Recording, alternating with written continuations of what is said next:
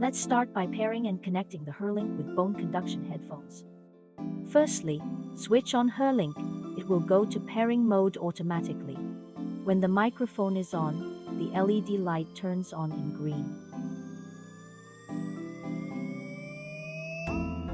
Now let's get the Bone Conduction Headphones to pairing mode. Press and hold the MF button for 5 seconds and the light flashes in blue and red. 2 devices are connected.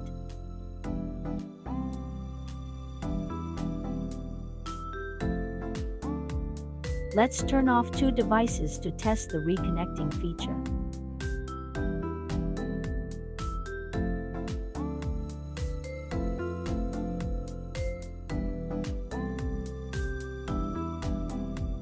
Switch on HearLink, and then turn on the Bone Conduction Headphones by press and hold the button for about 3 seconds. 2 devices reconnect automatically.